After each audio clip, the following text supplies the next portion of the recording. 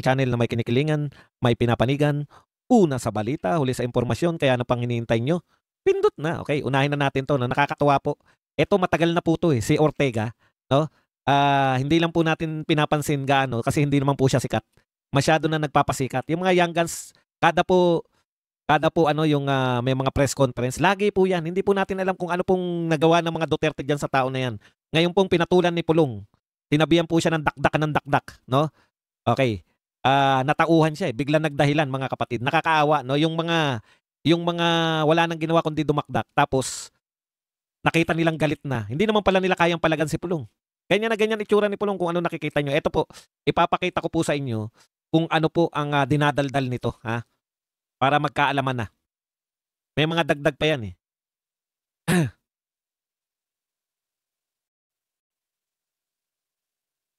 Hinahanap ko lang po.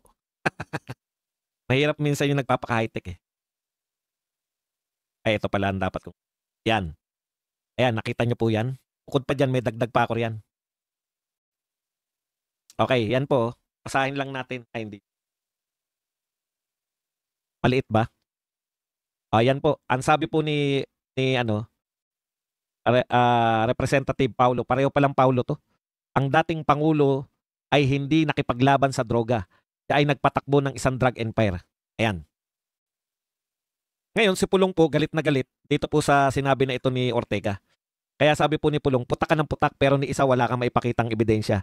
Kung totoo man ang sinasabi mo, ipakita mo hindi puro drama at press release." Ayan. Meron pa pong mga sinabi si Paulo Duterte diyan. Idadagdag natin diyan sa sinabi niya na 'yan. Mahirap pala 'tong nagpapaka-high-tech.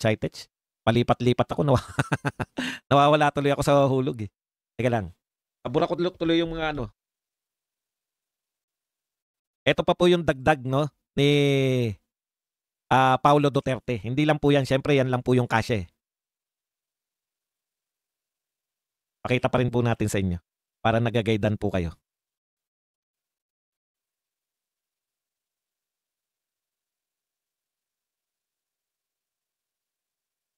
Ayan po, Davao City First District Representative Paulo Duterte criticized La Union First District Representative Paulo Ortega for what he described as baseless and recycled, accusation. Duterte challenged Ortega to present evidence. Ayun naman pala Ortega, magpakita ka kasi ng ebidensya, ha? Yan po, matagal na pong inaakusahan, eh, hindi lang pumapatol 'to si Pulong. Yan pong Ortega na 'to, napuna natin, dakdak ng dakdak 'to laban sa yung mga confidential fund ni VP Sara, yan daldal ng daldal yan tungkol diyan, eh. Tapos eto naman ngayon si Tatay Digong naman. Ang mga sinabi pa, dagdag pa, sabi pa ni Duterte, Duterte challenged Ortega to present evidence instead of resorting to media drama, accusing him of diverting attention from issues such as flood control and corruption in his own district.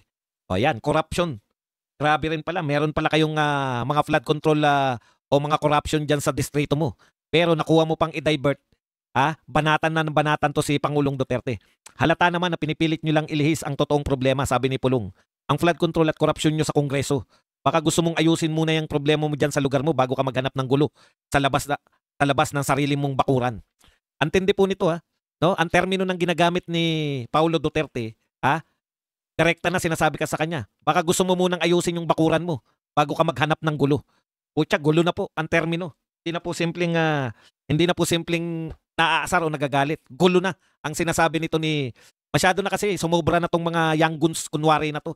Ang tatanda mo, yan ba young guns pa itsura mo? Ang tanda mo na, pero isip bata ka pa rin. Kung banatan mo si Pangulong Duterte, tapos matatakot ka ngayon. Tuloy natin. Ayusin mo muna yung, problema diyan sa lugar mo bago ka maghanap ng gulo sa labas. Gulo na ang hinahanap mo. Oh, he added that Ortega should focus on addressing his problem in district and try podcasting if he is more interested in making noise than in legislating. Kung mas gusto mo naman na mag-ingay at magdadadakdak, mag-podcast ka na lang katulad ni BBM. Yan ang banat sa'yo ni Paulo Duterte. Ha? Alam niyo po, nagulat po ako sa reaksyon, eh. Akala ko magmamatigas pa rin, eh. Dahil ang itsura niyan tsaka yung dakdak ng dakdak yan, eh, no? Pag ang babae yung kaharap niya, si BP Sara, walang tigil sa kadadakdak, eh.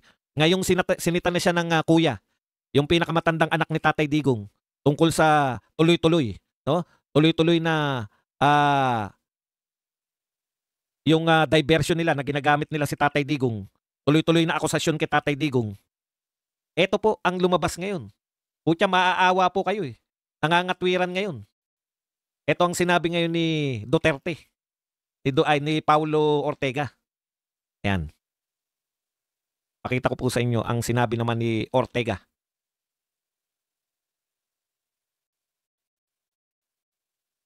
Ito po sa bandang unahan.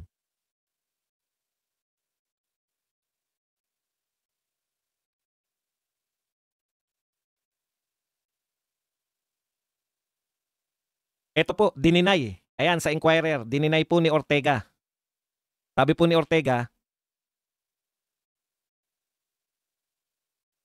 Deputy Speaker of La Union Representative Paulo Ortega on Saturday released a statement denying that he made any statement recently about former President Rodrigo Duterte. So dinideny niya na hindi raw siya nagsalita recently. Recently. Recently. Pero nagsalita ka. Ito pa sinabi ni Ortega. Ortega said there is a fabricated statement circulating online which is falsely attributed to him. Mayroon daw pong kumakalat ngayon online na hindi niya naman daw sinabi. Kumakalat daw ngayon. Yan, circulating, fabricated. So, pinabricate lang daw. Which is falsely attributed to him. Mamaya, papakita ko sa'yo na sinabi mo yan. I want to clarify that I have not issued any recent statement. Lagi niya sinasabi yung recent, di ba? Sinasabi niya, I want to clarify that I have not issued any recent statement, official or otherwise, regarding former President Rodrigo Duterte at any event. Ayan. Ortega did not mention the specific fabricated statement attributed to him. But it can be checked on social media that there was certain posts alleging that he said Duterte himself ran illegal drug operation in the country. In recent weeks, I have repeatedly been made the subject of fake news and fabricated posts intended to mislead and confuse the public. Alam mo, Ortega, meron ngang kasabihan, hindi mo pala alam dakdak ka kasi ng dakdak. Meron kasabihan na once na ikaw, lalo ka na, congressman ka, once na dumakdak ka, no? Yang mga sinabi mo, ang tawag po dyan, ay digital imprint. Lahat ng sinabi mo, kahit sinabi mo pa yan na dati mo pang sinabi, babalikan ka niyan. Diba? Ang tanong lang dyan, totoo ba na sinabi mo na si Tatay Digong ay one time, sinabi mo ba na si Tatay Digong ay nagpatakbo ng droga sa Pilipinas? Yun po yun. Pag sinabi mong fake news yan, hindi mo sinabi yan kahit kailan. Once na sinabi mo yan, kahit ibalik pa yan, sinabi mo pa rin yan. Ngayon, nagmamalinis ka na, ang sinasabi mo ngayon dahil nakita mo na galit si Pulong Duterte, natakot ka ngayon. Natakot ka eh. Dahil may mga pagbabanta pa to nagbabanta pa eh. Sabi niya, let us remain vigilant against the spread of falsehood and uphold truth, accountability and integrity in public discourse. Falsehood pala yan Tsaka i-uphold mo yung truth Tanong, please rely on credible news organization and verified official social media pages for accurate information. Yan yung sinabi ni Ortega. So, verified news organization, credible news organization, tsaka verified official social media pages.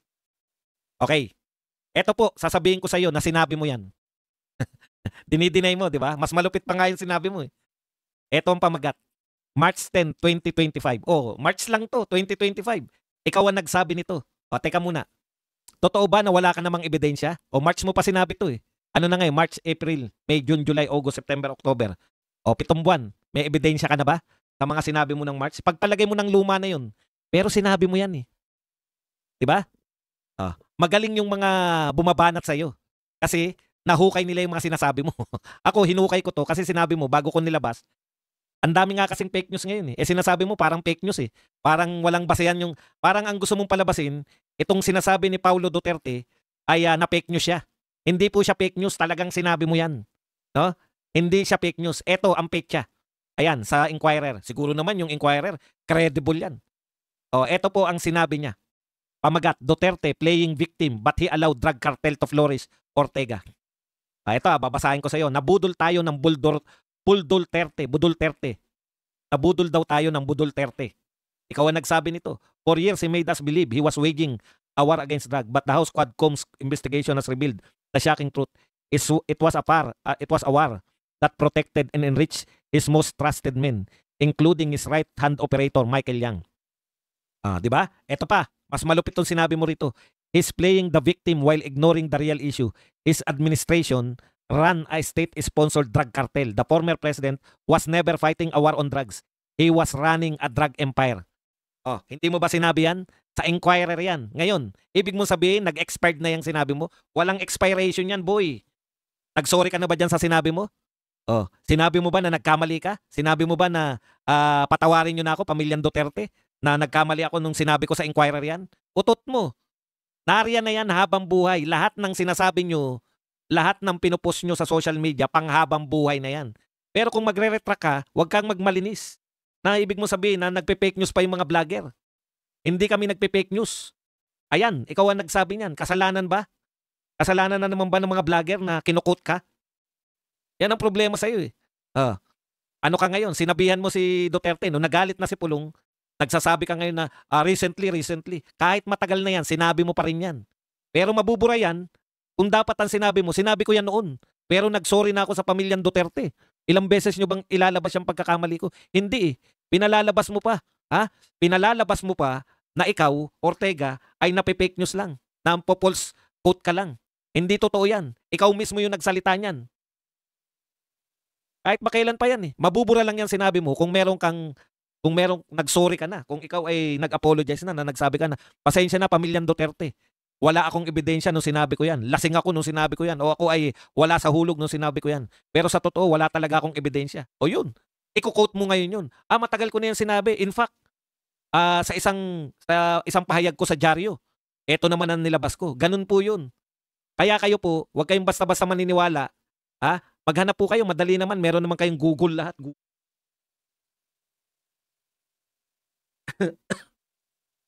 Ay, wag pa ulit-ulit, Gracie. Okay. So, tama lang na magalit sa'yo si Paulo. Kahit ba noon mo pa sinabi, kung hindi niya narinig noon, kung hindi niya nabasa noon eh. Ngayon, nilabas uli ng mga kung sino man na naglabas. Ang gusto pang huntingin yung mga hahanapin kung sino nagpapakalat. Siya naman talaga nagsabi. Mananakot na naman kayo sa mga nagpakalat. Dapat nga, pasalamatan namin yung mga nagpakalat eh.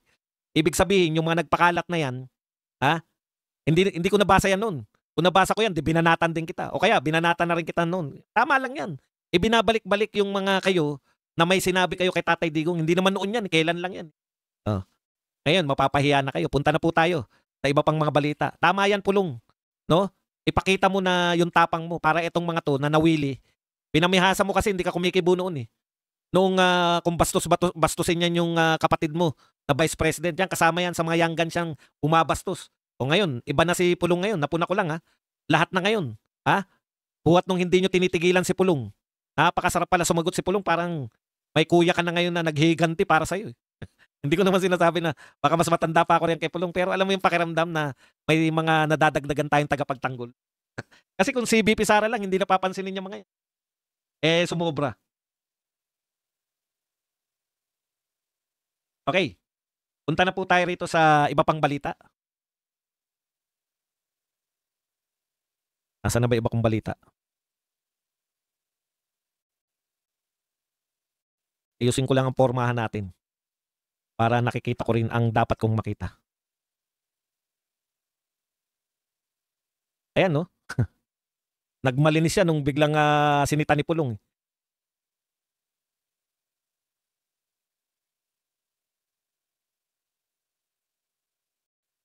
Ito naman po si DPWH. DPWH will look into the possible connection between the Discayas and CLTG builders. Hindi talaga nito no? Antindi mo talaga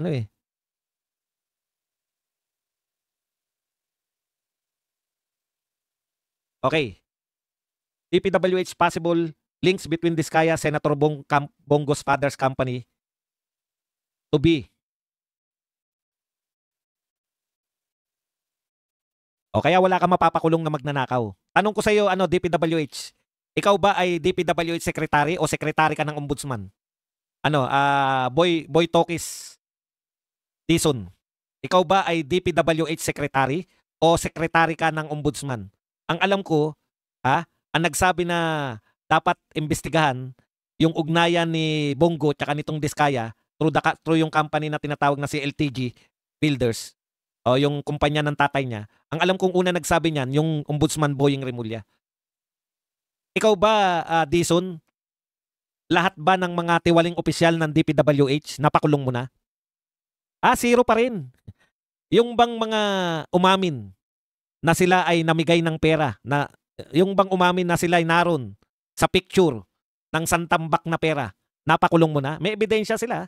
Sila, may picture sila. Tapos sa testimonya nila sa Senado, inamin nila na sila yung nasa picture.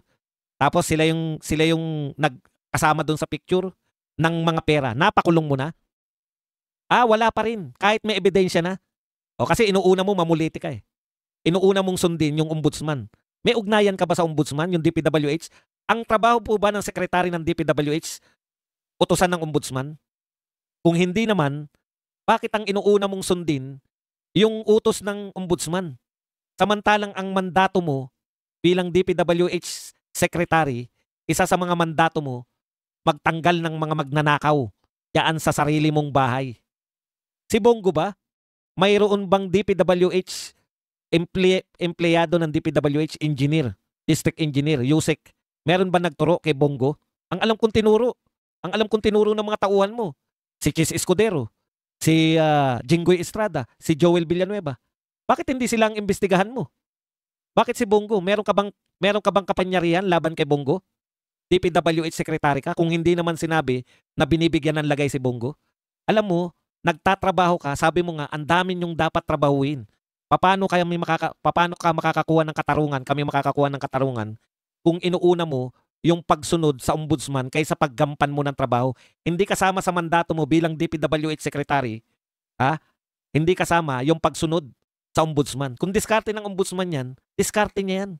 Ikaw, DPWH, Department of Public Works and Highways. Ano kinalaman mo? Bakit mo iimbestigahan?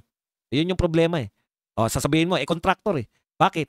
Kasama ba sa 421 na possible na ghost project yung pamilya ni Bongo? Meron ba silang ghost project? Hindi nyo nga maimbestigahan yung 421 ghost project eh. Uunahin mo pa yung hindi ghost project. Meron na bang reklamo kayo? Yan po yung problema. Pag inuuna, alam naman namin si Boying, wala nang problema dyan. Talagang si Boying, politika habol niyan. Kaya nga siya binabanata na ni BP Sara eh. Nagbabanata na, papaubayan na namin si Boying kay BP Sara. Pero ikaw, DPWH, kaano-ano ka ng ombudsman? Tauhan ka ba ng ombudsman? Kung hindi ka tauhan ng ombudsman, magtrabaho ka ng matino. Dakdak ka ng dakdak. DPWH will also look. Bakit mo unahin yan? 421 yung ghost project na dapat mong iniimbestigahan. Magtrabaho kayo.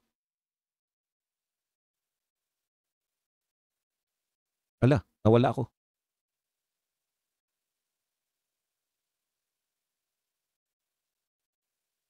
Nawala kayo. Napindot ako, nawala kayo. Ariyan pa kaya yun? Sana narito pa ako. Ganda ng talakayan, biglang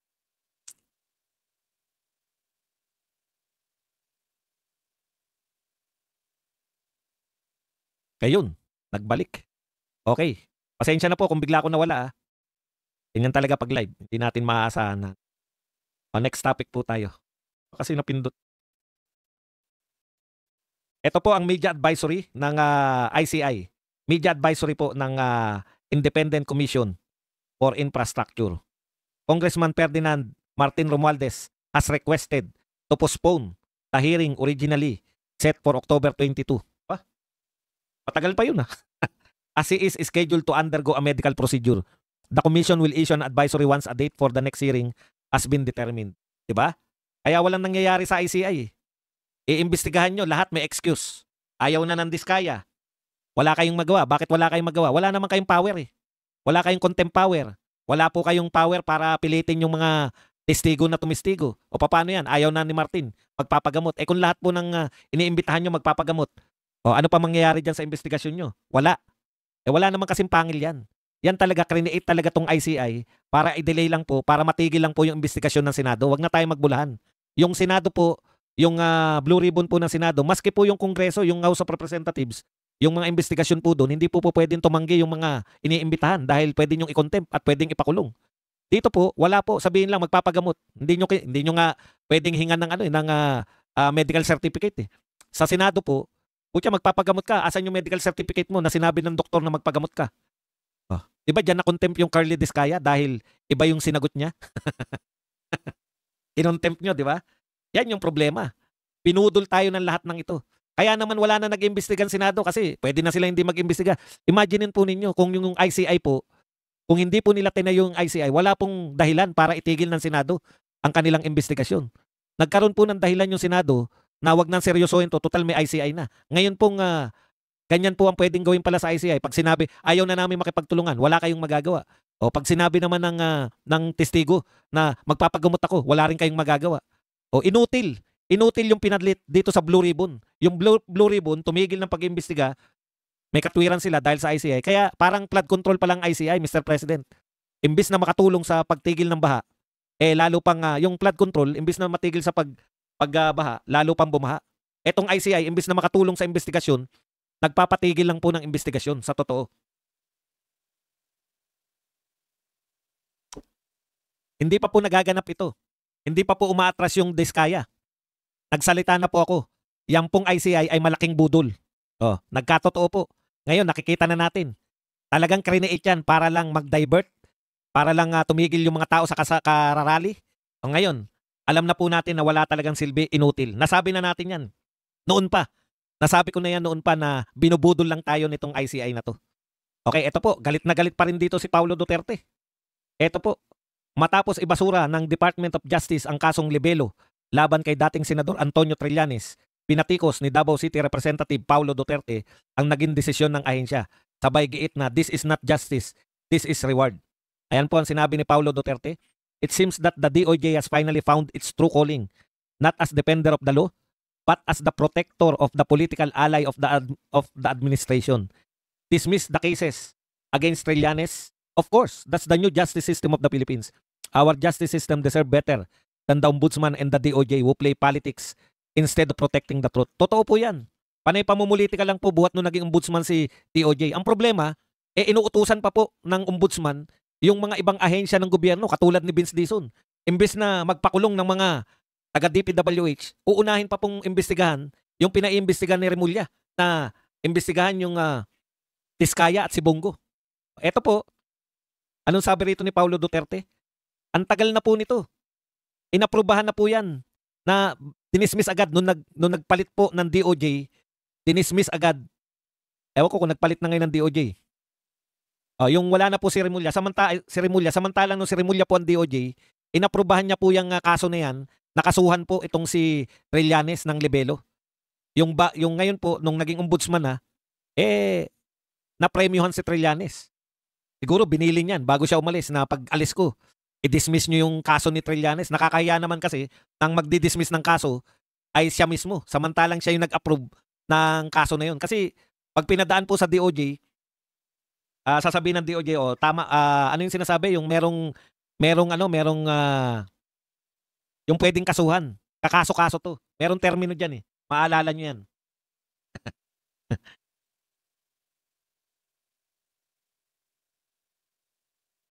Okay, ito naman po.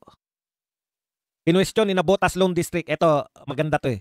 Kinwestiyon ni Navotas Lone District Representative Toby Chanco ang Department of Foreign Affairs sa hindi pagtugon sa panawagang kansilahin ang pasaporte ni resigned ako Bicol Party List Representative Saldico. Teka, nagsasalita ba? Okay. So, bakit daw hindi kinakansila? Ikaw naman, Toby, isa ka pa eh. Dakdak ka lang din ng dakdak eh. Pinaiikot-ikot nyo lang kami. Ako nasasagot bakit hindi nakakansila. Kaya hindi nakakansila yung passport niyan. Wala namang kayong kinaso, wala namang nagkaso kay Saldico. Pinubulan nyo lang kami pare-pareho eh. Saldico ka. Wala ka namang, hindi mo naman dinidiin si Martin. May nililigtas ka rin eh. Ito po, simple lang yan. Paano nga, ang sabi ng DFA, nagsalita na po yung DFA. Yung pag, hindi po basta-basta na ikakancel mo yung passport, kinakailangan po yan, utusan siya ng korte. Kung yung passport po ay legal, legal po na nakuha, hindi mo basta-basta pwedeng tanggalin sa tao yan. Hindi pwedeng tanggalin ng DFA ang legal na kinakailangan nyo muna na utusan sila ng korte na kansilahin yung passport. Hindi ko po pinagtatanggol si Saldico. Gusto ko nga makauwi na yan dito eh. Para kasuhan nyo eh. Yan yung problema nyo. Dakdak kayo lahat ng dakdak sa media. Paano nyo sasabihin na kansilahin yung passport niyan? Hindi nyo naman, wala nga nagkakaso dyan. Paano makakasuhan? Yung mga testigo laban dyan, ayaw nyong gawing state witness. Eh, putya bakit ako tama yung diskaya, eh. Bakit pa ako makikipagtulungan sa inyo? Hindi naman ako state witness. Eh, di pagtanggol ko na lang yung sarili kong kaso. Ang gusto niyo ikanta ko ng ikanta yung mga ibang tao? Kinakasuhan niyo rin ako? Kasuhan niyo na lang ako, pagtanggol ko na lang yung sarili ko. Sa totoo po, pinoproteksyonan ninyo si Martin tsaka si Saldico ng kunwari banat kayo ng binabanatan niyo. Kunwari lang naman yung banat niyo na yan, eh. Isa pa 'tong dakdak ng dakdak. Wala naman kayong kinasuhan, eh. Paano matatanggalan ng imagine ninyo, sa Pilipinas at sa lahat po, sa buong mundo po, 'pag walang ebidensya at walang testigo, walang kaso. Ini-eliminate nila yung mga possible, kunwari lang po sila na, hindi tinatanggap. Bakit may state witness na ba? Bakit kayo magre-reject ng state anong sabi ni Marcoleta? Tinakam niya. Hindi niya naman alam yung diskayang lalapit, eh, na mag-a-apply, eh. Siyempre binigyan niya dahil isang kontraktor lang ang kinakailangan ni Marcoleta na maging state witness, solve na lahat ng problema natin. State witness lang po, isang kontraktor lang. Eh, inunahan nga sila ng diskaya dahil kahit papaano tuso, eh. Oh. Eh, ayaw ninyong gawing state witness. Sino state witness niyo? Wala. Sino ang testigo ninyo laban kay Saldico at kay Romualdez? Wala. So kahit na anong paikot ninyo, sasabihin ng ICI, matagal pa po ito dahil due process. Utot nyo. Anong due process? Lahat ng lumalantad na gustong tumestigo laban kay Martin at Saldico, ayaw ninyong tanggapin. Tapos sasabihin nyo, matagal dahil no. Kaya nagtatagal dahil wala naman talaga kayong balak. Wala kayo talagang balak na lutasin yung kaso dahil ipapahamak nyo si Martin at saka si Saldico. Kaya ang ginagawa ninyo, tinatabla nyo. Sino ba yung nag-announce na hindi pwede si Diskaya at yung mga engineer ng Bulacan? Sino? Oh, yung isa sa member ng ICI. Yung dilawan na si, anong pangalan nun? Minsan ko lang marinig magsalita, yun pa sasabihin. Hindi pa pwede. O kaya ito po, tama po itong panawagan ni Belica. Isara na lang yan. Yung ICI na yan. Nananawagan po si Belica na ngayon na isara na lang dahil wala naman pong silbi yan. Nagpapadelay lang po. Ang ginawa po ng ICI, dinelay niya lang yung paghanap natin ng katarungan. Hanggang pag na-delay, buti nga nakikialam na yung US, eh. Winawarningan kayo na US. Parang sinasabi na US, sige, subukan ninyong lutuin yan. Subukan ninyong i-absuelto. Kaya nagkasakit si Martin, eh. Alam niya, yung US. O, di ba, pinsan niya ba o kapatid niya yung US ambassador. Mag-anak rin nila, Romualdez din yan. Napakalaman po ng ating mga balitaan ngayon. Teka, baka may nakalimutan pa ako. Republika ng Mindanao. Patulan natin to, wag na, tsaka na natin pag-usapan yan. Republika ng Mindanao ni Kiko Barsaga. Ayan lang po muna.